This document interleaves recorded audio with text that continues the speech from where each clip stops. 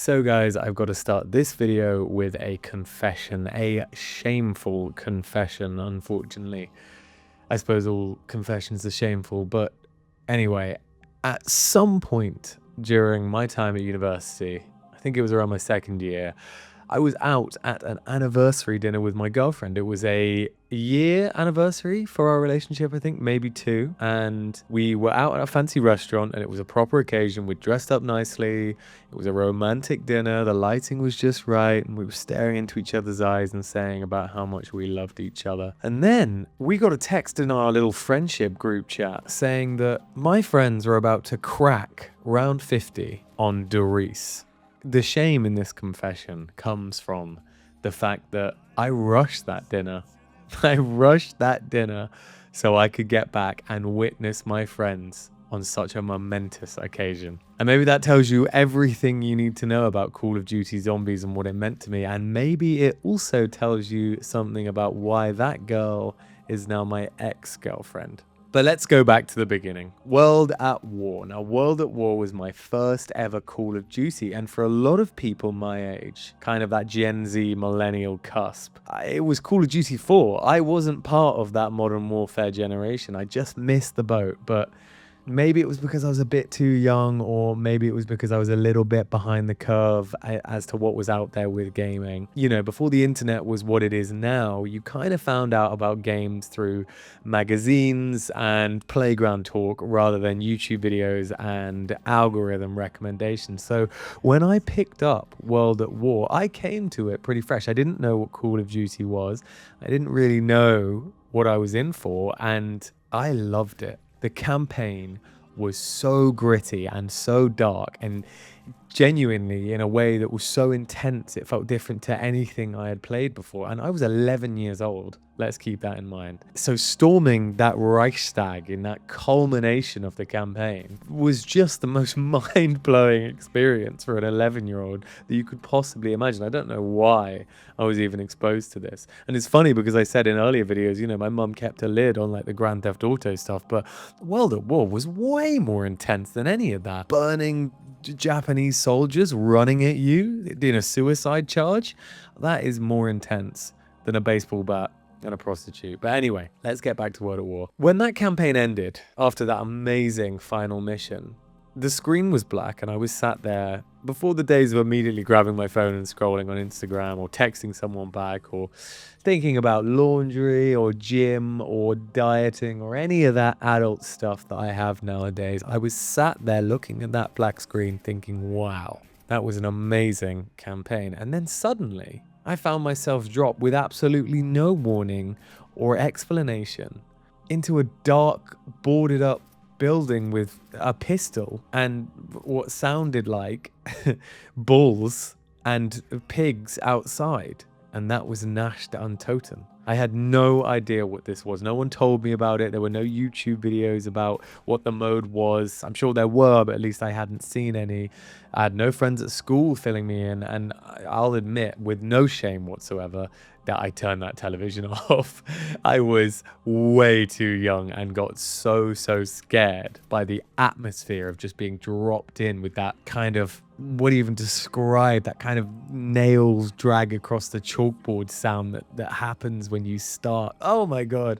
Even now it still makes me shiver a little bit. But yeah, I was too afraid to really experience zombies then. And over the next few weeks, I obviously did build up that courage, and the curiosity probably got the best of me as to what that was. Thinking it was maybe some kind of bonus mission, that this campaign was continuing, and slowly I got more familiar with the mechanics of what it was, a zombie survival mode. You got your points for your kills, and you used the points for better weapons, and you basically tried to survive as long as you could. You know, rebuilding the barriers, running that mystery box, trying to get that ray gun. It was simple. It was brilliant, and I was, of course, addicted. And then I ended up moving to Somerset, and I found my group of people. I found the same group of people that I was playing Aliens vs Predator with, if you've watched my last video. The same group of people that I still jump on the occasional game of Dota 2 or Counter-Strike with today. And suddenly zombies became this thing. Wasn't a scary horror experience. It was a social thing. It was a competitive thing. And there was that infamous rumor that obviously went around the school playground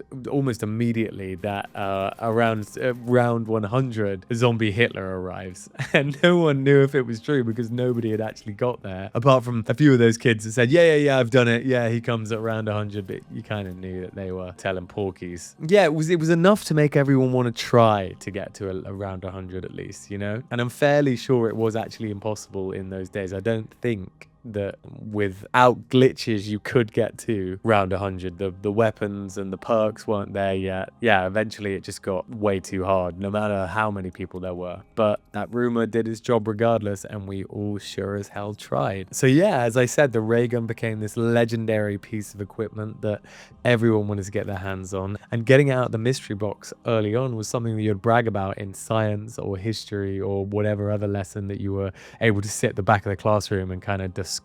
Everyone had a story about how the mystery box just kept giving them rubbish weapon after rubbish weapon right at the worst possible moment. And there was just so many stories in these little after school survival sessions that you could just fill your day stealing away at the back of the class, telling your friends and sharing these stories, and it was just something I'm so fond of. But moving on to how zombies then evolved from that tiny little beginning map, we got to go into the DLC era, the golden age of zombies for me. And it was back during those wonderful days before battle passes and before that live service model where you would just buy map packs. And so the first couple of map packs for World at War released, and they'd give you maps for multiplayer, but then they also came with a new zombie map. And this is where zombies started to find its feet. We started with Verruckt, that infamously hard, infamously unsettling mental asylum. And what I remember so vividly about that map, and all of the early maps, to be honest with you, all of the ones that came in these DLC packs, was that feeling that whilst you're playing, something had happened here that you didn't quite fully understand. There was so much world building within the maps, freaky little set pieces, environmental storytelling, without any of it being directly explained to you. You were just dropped into these places and left to wonder. And this was at a time when nobody actually knew what the zombie story was. That atmosphere did all of the heavy lifting, and it was genuinely mysterious in a way that felt kind of rare even back then. I remember there was this radio Easter eggs on one of the parts of Verruckt that was playing the number sequence from the television show Lost. And if you know how cool that is. And this was at the absolute height of Lost's popularity, and finding that little hidden thing in a zombie map felt like you were discovering, and you were really part of that kind of cultural zeitgeist of the time. And still to this day, you can still actually go and hear that Easter egg on some of the remasters of the map.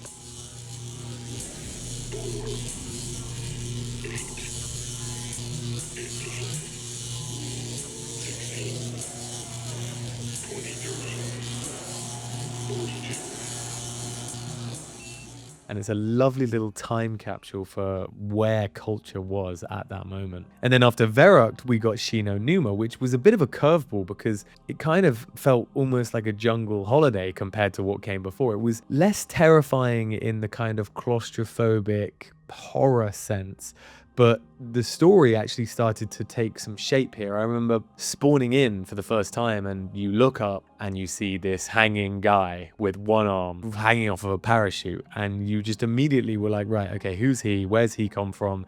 Is he part of the squad that's holding off here and he's one of the guys who we lost, or is he someone who came way before? Is he part of the World War II fighting? You have no idea, right? You wanted to know who he was and how he ended up there. And I also think Shi No Numa was the first introduction of element 115, which is the kind of supernatural element that I believe the zombies came from, and is also where all of the wonder weapons power came from. this is kind of where the narrative starts to shift. Back in Shi No Numa days, I was okay with it. It was a little bit mysterious and fine. The element 115 supernatural out of this world element was kind of maybe not as gritty and grounded as I first thought from something like Verruckt or Nacht Der Untoten, but I was still excited to see where the story was going, and I was still excited to see that this mystery was deepening. And then we got Reise.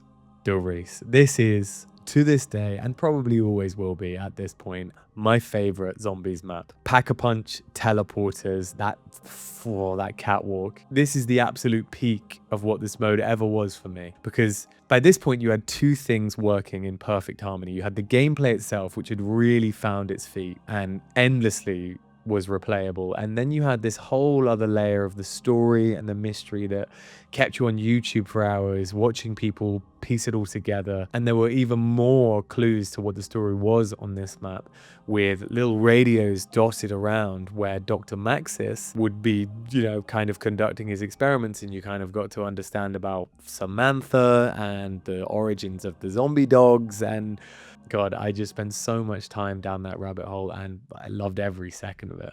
And then after that, if I'm being really brutally honest, it started to lose me. Shi No Numa in Black Ops was very, very good. But the further that the series went, the more futuristic it got, the more the maps moved away from that gritty, dark Nazi zombies, because let's be honest, it was Nazi zombies at the start. Atmosphere, the less it felt like mine. The story became this convoluted, bloated, MCU-esque thing that bore almost no resemblance to what made it so special in the first place for me. I just completely checked out and I moved on. And now that I think about it, it is probably what happened to the franchise itself in a lot of people. I think it sanitized itself, Call of Duty. It got bigger and louder and more bombastic, and it lost the atmosphere and the mystery that was the whole point, at least for me, at the start. Anyway, there's a little epilogue here, a resurgence, because in university, my friends got into Black Ops 3, which had remasters of those original World at War maps. And look, it was a bastardized version of it. Let's be clear, the original weapons were gone, replaced with the futuristic Black Ops 3 stuff. You had to put up with this kind of, as I said, sanitized version. The maps had lost some of their dark charm, and Gobblegums and the elemental pack-a-punch ammo made it feel like zombies, but kind of an arcadey version of it, a little bit too much. But those additions did make getting to higher rounds actually achievable, and so we became obsessed with what we called cracking the 50. Round 50 on Reise, or the Giant as it was called in the remaster. We would spend hours lying on that catwalk in split screen, going through thousands of zombies, trying different weapon combos and different gobblegums and strategies to try and break that 50. Just imagine that classic university house where everybody's sat on the couch looking at this television, trying to get up to that round 50. Someone's in the kitchen making a cup of tea, music's blaring, two people are sat on the couch, and there's another big discussion going on right around them. It was a great kind of communion atmosphere. And by round 40, we were always at the mercy of something, needing a max ammo. Usually it was always ammo, or someone had gone down and lost their perks, or they needed this gun or this ammo type, and it was just, you'd always end up getting cornered, and someone panicked, and we would just come so close so many times. And then that one evening when I was at the anniversary dinner, I got that text, and they were doing it right now without me. And like I said, I'd love to say I finished that meal properly like a gentleman, but I did not. I rushed it, I got back, and they cracked it. And listen, even my girlfriend at the time was still very hyped because she knew what it meant to all of us. So we all celebrated. And funnily enough, we went out the day after and went out to a celebratory meal at a pizza place. So it really was a big thing for us.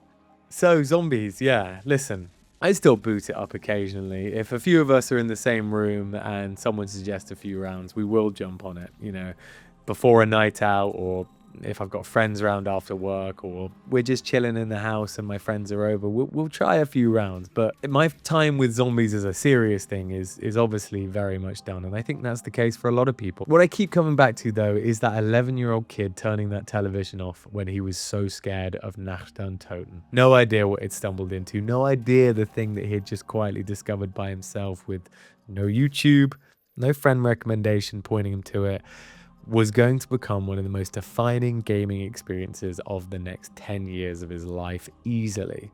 It would follow him from Somerset to university, and even years later he'd be cutting a dinner short because of that bloody game mode. Some games you play, and some games become part of the story of who you were. Zombies was one of them.